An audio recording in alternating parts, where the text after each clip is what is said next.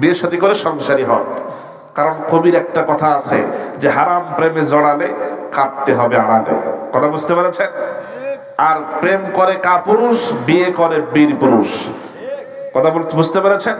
এই ডায়লগ গুলো মনে রাখবেন, জীবনের মোড় পাল্টে দেবে। এগুলো খেয়াল করবেন। কোনো গার্লফ্রেন্ড নয়, আমরা বউ চাই। অবৈধ সম্পর্ক রাখতে চাই না। অবৈধ কোনো সম্পর্ক আমাদের যা আছে সব ডিলিট করতে হবে। ইউসুফ আলাইহিস সালামের চরিত্র ধারণ করতে হবে। আল্লাহ পাক যুবক ভাইদের সে চরিত্র ধারণ করার তৌফিক দান করুন আমিন।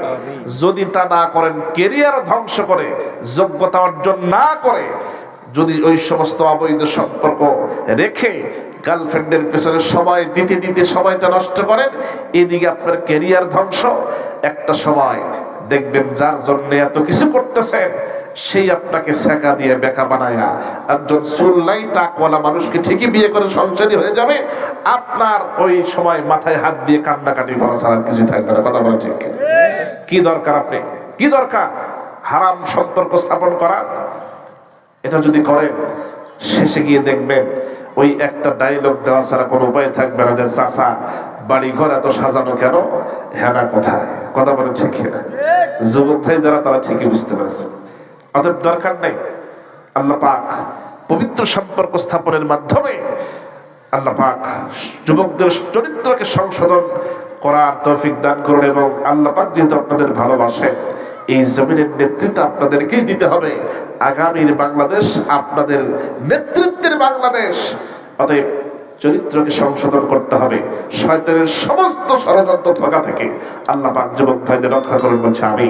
আমার বন্ধুগণ খেয়াল করুন, অনেক মা বোনেরা এসেছেন মা বোনদের প্যান্ডেল থেকে 14,950 টাকা। খেয়াল করেন, মা বোনেরা দিয়েছেন। মা বোনদের জন্য অবশ্যই দেওয়া হবে। আচ্ছা বলেন তো, ইসলামের জন্য সর্বপ্রথম যিনি শহীদ হয়েছেন তিনি পুরুষ না মহিলা? নামটা কি জানা আছে নাকি? সুমাইয়া রাদিয়াল্লাহু তাআলা। আপনারা তো অনেক কিছু জানেন, মাশাআল্লাহ। খেয়াল করেন, ইসলামের জন্য সর্বপ্রথম শহীদ কোন পুরুষ নয়, একজন নারী, সুমাইয়া রাদিয়াল্লাহু তাআলা আনহা। আমি এই মুহূর্তে 14 জন জান্নাতি নারীর নাম বলবো। কয়জন? 14 জন জান্নাতি নারীর নাম বলবো, যাদের ব্যাপারে জান্নাতের ফয়সালা করা হয়েছে। পরে হয়তো সুযোগ পাবো না, নামগুলো অন্তত বলে নেই। খেয়াল করুন, মা বোনেরাও খেয়াল করবেন, তাদের জীবনী সম্পর্কে আমাদের সকলের ধারণা থাকা দরকার। এই 14 জন সম্পর্কে খেয়াল করুন। আমরা এই সমস্ত নারীদেরকে অবশ্যই আমরা ফলো করব, তাদের জীবনী সম্পর্কে আমাদের জানা দরকার। প্রথম নম্বরে জান্নাতি নারী হলো হযরতে ফাতিমা রাদিয়াল্লাহু তাআলা আনহা। সুবহানাল্লাহ বলেন। তার সম্পর্কে বলা হয়েছে সাইয়্যিদাতুন নিসাই আহলিল জান্নাহ। তিনি হলেন জান্নাতি রমণীদের সরদারিনী। আমার ভাইরা, 2 নম্বরে হযরতে খাদিজা রাদিয়াল্লাহু তাআলা আনহা। 3 নম্বরে জান্নাতি হযরতে আয়েশা সিদ্দিকা রাদিয়াল্লাহু তাআলা আনহা। 4 নম্বরে হাফসা রাদিয়াল্লাহু তাআলা আনহা। 5 নম্বরে আসিয়া আলাইহিস সালাতু ওয়াস সালাম। 6 নম্বরে মরিয়ম আলাইহিস সালাতু ওয়াস সালাম। 7 নম্বরে উম্মে সুলাইম রাদিয়াল্লাহু তাআলা আনহা।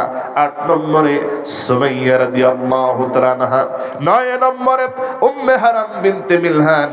10 নম্বরে গুমাইসা বিনতে মিলহান। 11 নম্বরে সুরাইয়া আল আসাদিয়া। 12 নম্বরে রবি বিনতে মুআওয়াজ। 13 নম্বরে হযরতে উম্মে জামিলা।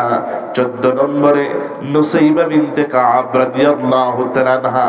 তারা সবাই হলো আল্লাহর জান্নাতের মেহমান। সুবহানাল্লাহ।